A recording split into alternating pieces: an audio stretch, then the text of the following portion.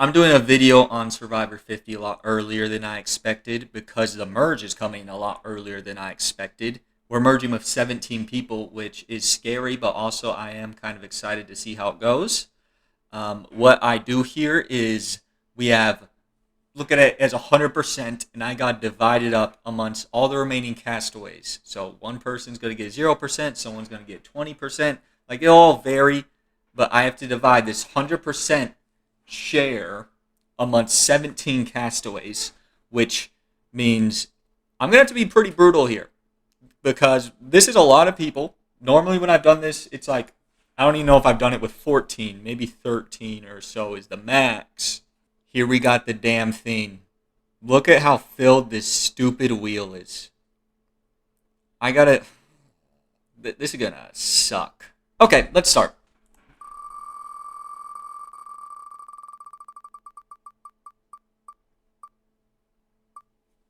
Stop. I don't want to think about. Okay. If it was Genevieve, we would have to get a dump truck out and start unloading some shares. But, okay. If you didn't watch my preseason videos, the three people I had F potential to win were Savannah, because of the circumstances of being an unknown and a winner, Charlie, because I'm just a hater like that, and it worked out. I had to give three people F, so I just chose Charlie. And then Joe, who is probably the person I was the most confident in the F tier. So with that thought process, you would think I would give Joe 0% of the pie, and I am. Now, I do think Joe could get more votes than he got last time. I don't think he got any votes in the end of 48, but I could see like a coach voting for him if Joe was sitting at the end. But I just don't see Joe winning this season.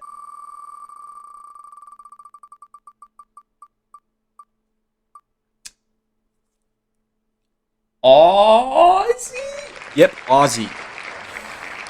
So Aussie's one of these tricky ones because Aussie kind of gets treated like he's just some dude who gets the merge and loses every time when he is close to winning two of his 4 seasons he has played. He is a very good player. He lost by, one vote in Cook Islands. South Pacific, he was one challenge away from winning, even if he got voted out 2 times before then. Ozzy is a great player, and one of his vote outs there was like a strategic move. It was not what would have happened if he was utilizing Redemption Island to get voted out. So like, give him a little slack there. I'm gonna give Ozzy 7%. I can see he's been a narrator this season. Him and Christian have had a good dynamic going on. They've been like the heavy narrators of the season. I think they are like the two with the most confessionals, and I don't think Ozzy's gonna have a quick merge. Shout out Ozzy, though. He's been a nice surprise. Stop! Stop! Damn it! Jonathan, it would have been easy for me to decide. He's a very tricky one. Okay. I'm not going to give her 0, even though if I'm like really being smart, I think I should just do 0 because I have faith that these people aren't going to take D to the end. You're not going to take a winner to the end. I know a lot of people are like, oh, they're not going to give another million to a winner. If D gets the end, she can have such an easy case for how impressive it is. And if she wins this season, she might automatically vault into the Mount Rushmore of Survivor players. She's got a big toe with this upcoming challenge. On this note, I've been trying to track based on photos who will be a part of each tribe.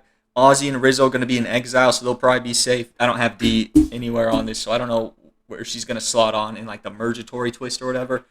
But I could see D being a target there. I'm going to give her 2%. That feels harsh, but there's so many names here. 2% is pretty solid, okay? Be happy to be on the board.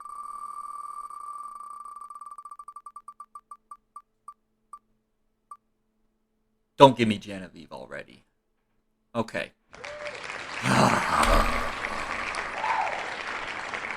This is tricky because Genevieve is who I'm putting my entire soul into right now. If I could have one person win this season, it would be Genevieve. I know I said in like my pregame stuff for 50, I might want Coach more, but that's before you start watching the season. And now I'm like, especially Kyle getting medevaced. Kyle was my winner pick for 48, and he's saying, go win the goddamn thing.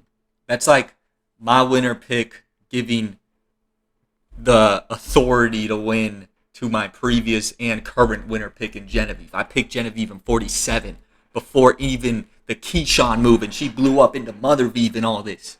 And now we go into season 50, and I ride with her. Who would I be to not give her minimum 20? Genevieve is getting the highest percentage. You are seeing the biggest amount of shares being dumped into one person here. I'm thinking 20 to 30. Okay, if I give 30, there are still 14 people left. There are some zeros on the board. I will be at 30 with 39%. That's iconic. That's 39 days. They say Genevieve is kind of like that old school player. I think it makes sense to give 30%. She has a Bob. Parvati has a Bob. Parvati won Survivor AU versus the world. 30%. I talked myself into 30, and it was a bad idea, probably, because I could actually see Genevieve going this episode. I think hopefully she wins immunity. I know her and Aubrey are going to be on the same team, and I was analyzing like the pants of the person to, I think it was the right of Aubrey, and I think it's Christian.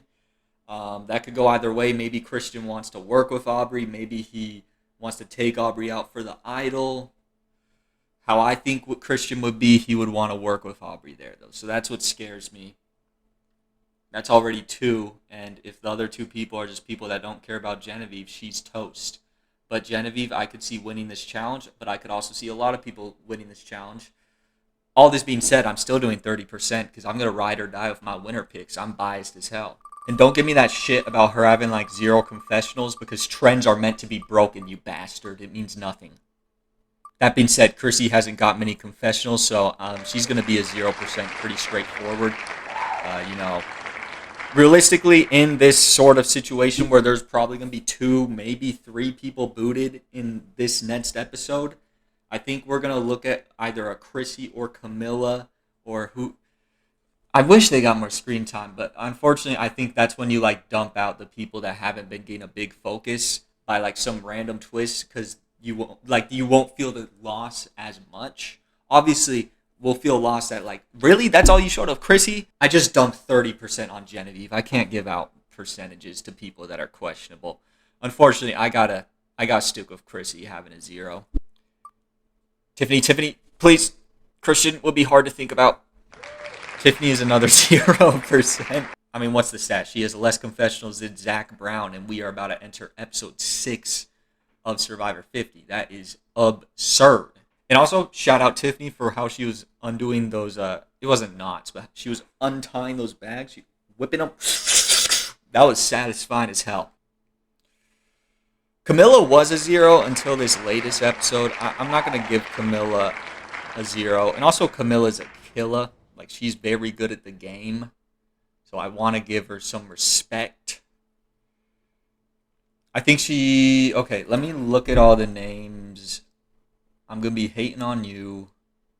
You're a 0. I see there's a lot of people that are going to get percentages, though. Camilla, I'm not feeling confident enough to give, like, the average percent.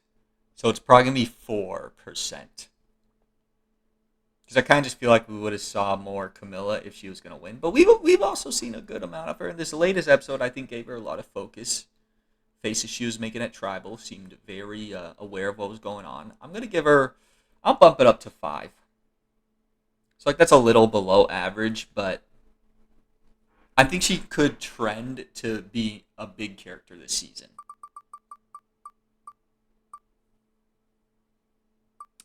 Aubrey. I'm conflicted here. Because she's beefing with my number 1. But Aubrey, I know, is a great player. And I could see, if Aubrey wins the battle, she could win the season. I could see that. She has been a big focus. But purely because I'm spiteful and you are going after Genevieve, you are getting 0% because I'm not going to face that reality. 0%. I don't need to write anything down. I don't care. I don't care. I can't put that bad energy out. And that's why I give Aubrey a 0, because now we got to get another truckload of shares out. I think Coach is going to get my second most, which I love that I'm saying. Or the Tide Walker. How many people we got? 1, 2, 3, 4, 5, 6, 7, 8. Oh my god. And there's still Sari, Emily, Christian, Colby.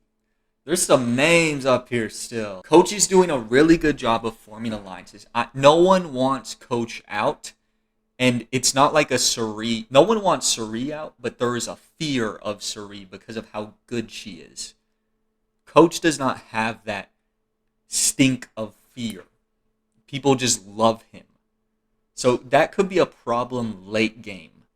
But unless he is completely screwed by this swap, and I know the swap, he is on a group with Suri, which is amazing. I can't wait to see those two interact. I'm so happy they both...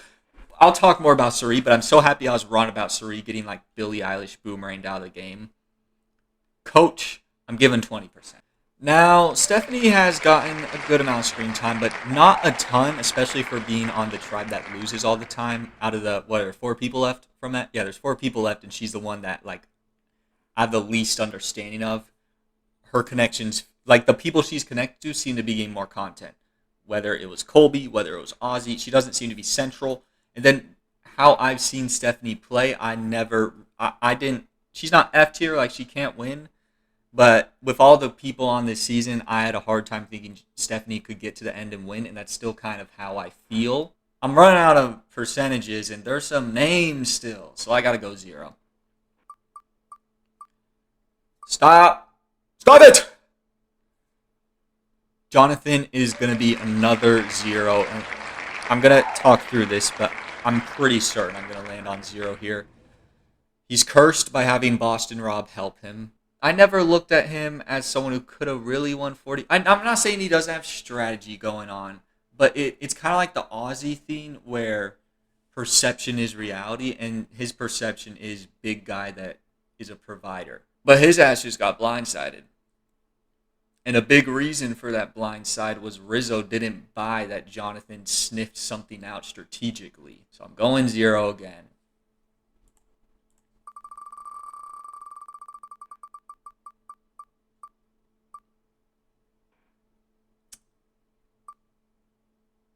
Emily. Tricky. She's very good at the game, but obviously she's been a bit all over the place. Christian seemed annoyed of her, but I think some of the stuff Emily is doing, while it was chaotic, does help her out. Like her relationship with Ozzy, it kind of feels like has overtaken Christian. And I can realistically see Emily avoiding a lot of danger and getting to the end and winning. I think she's got a real shot here, which would be crazy. She said she had to win a weird season, and this season's starting out pretty weird. I'm giving Emily at least the average. Okay, what I got to think about is, do I rate her chances higher than Ozzy's? I'm just going to do 1% higher, 8%. I love Christian. It's been so nice to see him on this season again. Christian, I feel like everyone loved Christian, but I think people forget how great Christian was. He's been so much fun. Devins feels like the only person that would ride out a situation that could end badly for him with Christian. And there's 17 people on these damn islands. Maybe Aubrey, if they can really establish something there. And Christian has been a big focus. Like, if Christian gets to the end, he wins. He's got the Suri problem of just getting to the end. I think I can afford to give him 10%. I'm going to do it. 10%. Suri. As I said, I'm very happy that Suri did not... I had her gain out like 22nd or something. Because I just thought some bullshit would happen. Now, in a Mergatory situation, a bad swap can screw anyone. It'll be devastating if that's how Suri goes out. My worry with Suri is just like, if it is fire making, can she make a fire? We just saw AU versus the world. She could not. Her first season, she could not. So that concerns me. It's almost like Suri, I would rather have it be a normal vote because I would have more faith in Suri making someone do a foolish decision, like take her to the end, than her make fire against someone. Yeah, I'm going to give her 6%. I want to give her more, but I'm running out of percentages. Stop it, Rizzo, please. Please, please, please, please, please, please. Thank you. Rizzo's been playing a great game. In season 49, when I did this wheel, I gave him 0%.